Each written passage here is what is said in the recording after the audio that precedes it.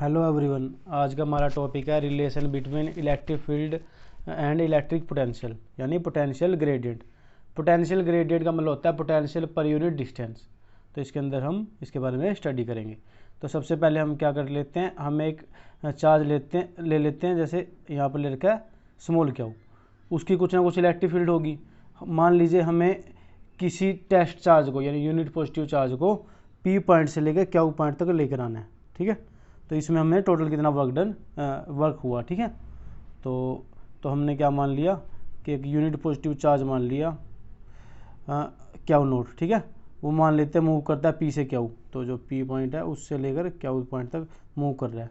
ठीक है, तो इन इलेक्ट्रिक फील्ड किसकी, चार्ज स्मॉल क्यू की, जो ओ पर प्लेस्ड है। ठीक है, तो अगेंस्ट द इलेक्ट्रोस्टैटिक फोर्स, क्योंकि देखो पॉजिटिव चार्ज की वजह से अवे फ्रॉम चार्ज लगती है, जो फोर्स लगती है। जैसे ये पॉजिटिव चार्ज है, इसकी वजह से अवे लग रही है और ये आपस में पॉजिटिव रिपेल करेंगे, लेकिन फिर भी हम इसको पास लेके आ रहे हैं, क्योंकि हम जो इलेक्ट्रोस्टैटिक फोर्स लग रही है उसके अगेंस्ट लेके आ रहे हैं। तो जो small amount of work done क्या होगा कि उसको पी पॉइंट से क्यू पॉइंट तक लेके आने में, तो क्योंकि हमें पता है क्यू नोट चार्ज है 1 कूलम, क्योंकि यूनिट पॉजिटिव चार्ज है ना, तो इसको लिख सकते हैं जैसे वर्क डन अपॉन चार्ज। तो एक तरह से वर्क डन ही होगा, क्योंकि चार्ज तो 1 कूलम हो गया। तो वर्क डन का फॉर्मूला क्या होता है, फोर्स इंटू डिस्प्लेसमेंट।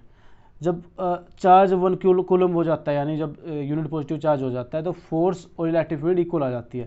तो एक तरह से EDR आ गया हमारा, एक तरह से फोर्स इंटू डिस्प्लेसमेंट, या यहाँ पर इस केस में फोर्स और इलेक्ट्रिक फील्ड इक्वल होगी, तो इलेक्ट्रिक फील्ड इंटू डिस्प्लेसमेंट।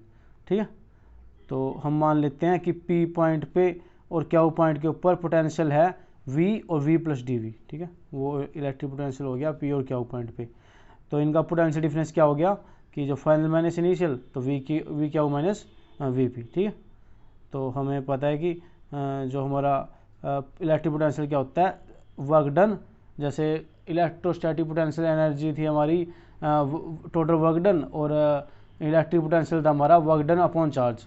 ठीक है, जिसमें चार्ज को हम यूनिट चार्ज ले लेते थे। तो इलेक्ट्रोस्टैटिक पोटेंशियल हमारा आ गया work done per unit charge. तो यहाँ से एक तरह से फाइनल माइनस इनिशियल कर लिया, V plus DV minus V से भी कट गया, तो DV की वैल्यू आ गई DW बाई क्यू नोट। ये हमारा आ गया पोटेंशियल का चेंज, तो ये आ गया work done by Q note. ठीक है, तो अभी हमने स्टडी किया था कि DW बाई क्यू नोट क्या था। देखो अभी ऊपर हमने स्टडी किया था कि DW बाई क्यू नोट था माइनस EDR, जिसमें E, क्योंकि क्यू नोट एक तरह से वो यूनिट पॉजिटिव चार्ज ले रखा है, तो इलेक्ट्रिक फील्ड और फोर्स इक्वल हो गए थे, तो यहाँ पर EDR हो गया, एक तरह से फोर्स इंटू डिस्प्लेसमेंट होता है, तो यहाँ पर इलेक्ट्रिक फील्ड इंटू डिस्प्लेसमेंट हो गया। तो यहाँ से अगर कंपेयर करें तो जैसे DW बाई क्यू नोट की वैल्यू तो जो ऊपर से अगर कहें तो क्या आ गई थी हमारी EDR माइनस EDR। तो अगर ये माइनस EDR पुट करें तो, और इस फॉर्मूले के अंदर माइनस EDR पुट करेंगे, तो DV equal to minus EDR आ गया। यहाँ से इलेक्ट्रिक फील्ड की वैल्यू आ गई माइनस DV बाई DR। ये हमारा आ गया पोटेंशियल ग्रेडियंट। ग्रेडियंट का मतलब पोटेंशियल पर यूनिट R। ठीक है, ये हमारा पोटेंशियल ग्रेडियंट हो गया, तो माइनस DV बाई DR। ये हमारा इलेक्ट्रिक फील्ड इक्वल आ गई चेंज इन पोटेंशियल बटे डिस्टेंस। ठीक है, डिस्टेंस मतलब जितना उसने ट्रैवल करा, तो वो स्मॉल डिस्टेंस कुछ भी हो सकता है, P से क्यू तक मान लेते, कभी DL मान लो या DR मान लो। ठीक है, तो जो स्मॉल डिस्टेंस ट्रैवल करा उससे डिवाइड कर देंगे अगर पोटेंशियल को, मतलब पोटेंशियल से डिवाइड कर देंगे DR को, तो इलेक्ट्रिक फील्ड हमारी कैलकुलेट हो जाएगी। ठीक है, तो इससे अगला नेक्स्ट टॉपिक है हमारा electric potential due to at any point due to group of charges. ठीक है, तो ग्रुप ऑफ चार्जेस मान लो कई चार्ज दे रखे हैं, कि मान लेते हैं ये हमारा सेंटर के पॉइंट मान लिया हमने O, और इसमें मान लीजिए कई चार्ज दे रखे हैं Q1 Q2 Q3 Qn, मतलब जो मतलब N चार्जेज हैं एक तरह से। ठीक है, तो इसकी वजह से हमें जो इलेक्ट्रिक पोटेंशियल निकालना है नेट। तो जैसे हमने इलेक्ट्रिक फील्ड इंटेंसिटी में किया था कि नेट इलेक्ट्रिक फील्ड इंटेंसिटी क्या होगी, sum of individual electric field intensity. ठीक है, और उस केस में क्या हो जाता था, एक केस में किसी एक चार्ज को कंसिडर कर लेते थे, जैसे Q1 को कर लिया Q2 को कर लिया, और बाकी सबको एक तरह से कांस्टेंट मान लेते थे। तो एक टाइम पे एक ही चार्ज को कंसीडर करना है, तो उस हिसाब से जो पोटेंशियल आएगा, ऐसे ऐसे फिर दूसरे चार्ज को कंसीडर करा तो दूसरा पोटेंशियल आ गया, तो हमारा जितने पोटेंशियल आएंगे सबको सम कर देंगे। तो नेट पोटेंशियल हमारा आ जाएगा V1 plus V2 up to Vn। तो इसमें हमने क्या करा था, Q1 Q2 up to Q1 charge लिए थे, n point charge at placed at a distance of R1 R2 up to Rn, ठीक है, फ्रॉम पॉइंट O, ठीक है। तो जो नेट पोटेंशियल O पॉइंट के ऊपर नेट पोटेंशियल कितना होगा, वो होगा algebraic sum of electric potential due to n charges, मतलब इंडिविजुअल n चार्जेस की वजह से जो इलेक्ट्रिक पोटेंशियल होगा ना, मतलब Q1 की वजह से जो पोटेंशियल हुआ, ऐसे Q2 की वजह से जो पोटेंशियल हुआ, ऐसे ही Q3 की वजह से हुआ या Qn की वजह से हुआ, उन सब को ऐड कर देंगे तो हमारा आ जाएगा नेट पोटेंशियल। तो हमारा क्या आ जाएगा, जैसे यहाँ पर तो V आ गया हमारा V1 plus V2 up to Vn।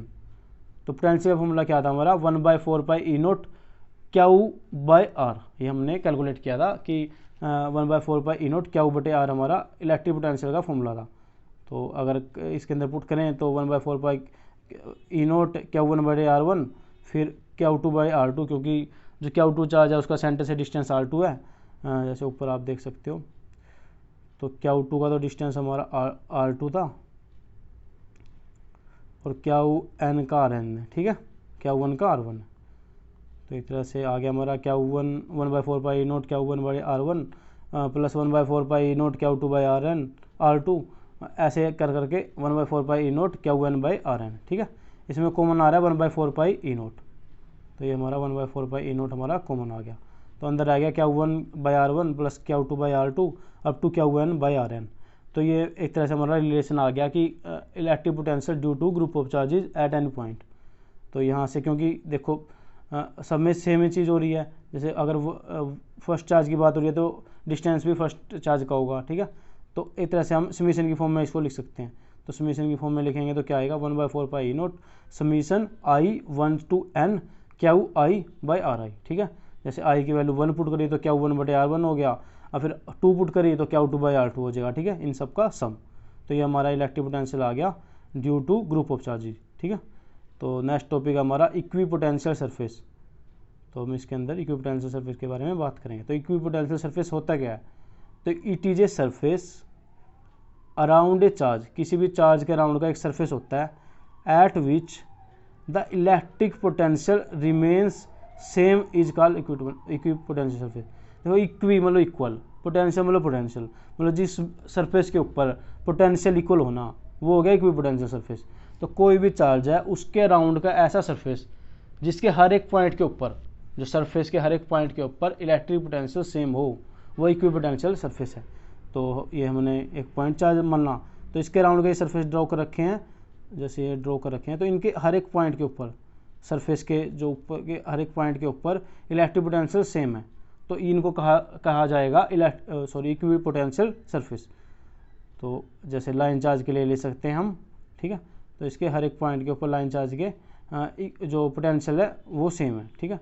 हमें पता है ना लाइन चार्ज के लिए जो एक तरह से जो इलेक्ट्रिक फील्ड गॉसियन सरफेस होता था वो सिलेंड्रिकल बनता था, और जो पॉइंट चार्ज के लिए वो बनता था स्फेरिकल, ठीक है। जो गॉसियन सरफेस हमने स्टडी किया था कि इलेक्ट्रिक फील्ड इंटेंसिटी का कहाँ तक इफेक्ट जा रहा है, वो हमारा गॉसियन सरफेस होता है, ठीक है।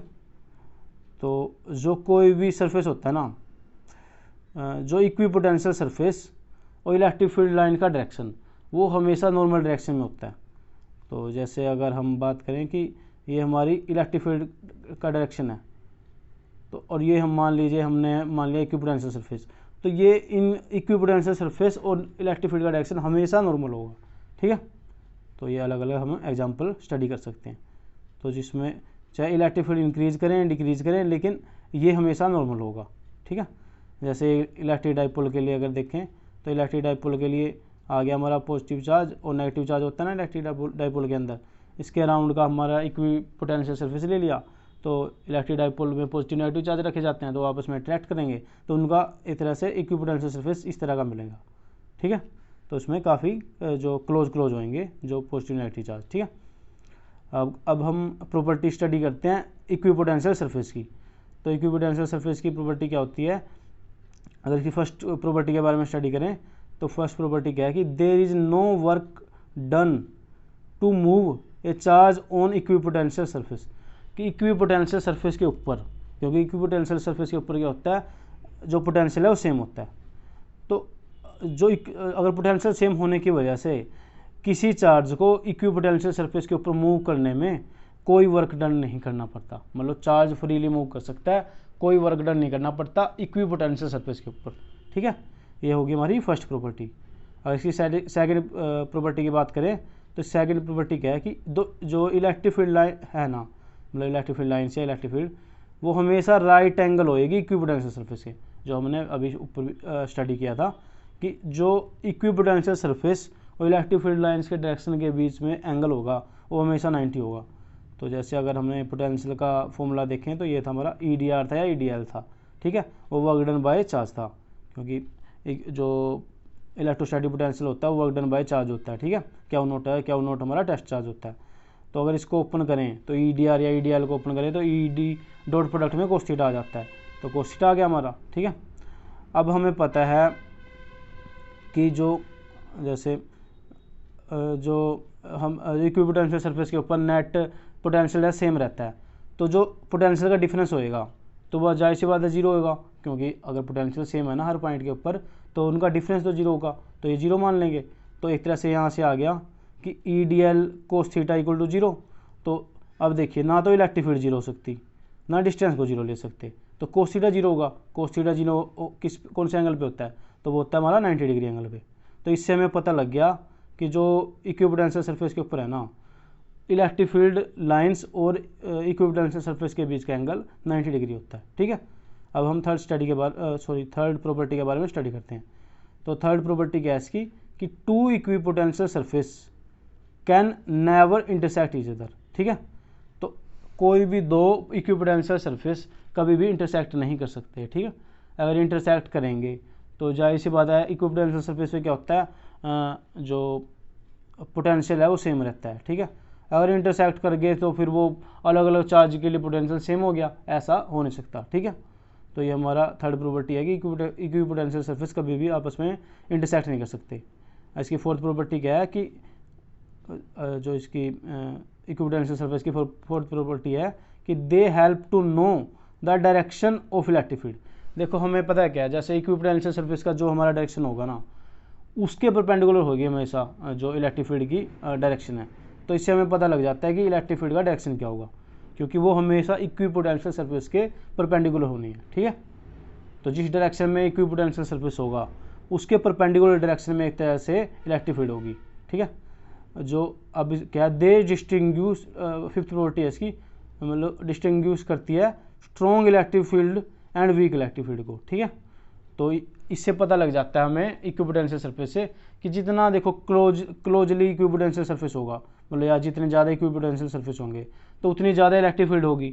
तो ये डिस्टिंग्विश कर देती है कि स्ट्रॉन्ग इलेक्ट्रिक फील्ड कहाँ पर है और वीक कहाँ पर है।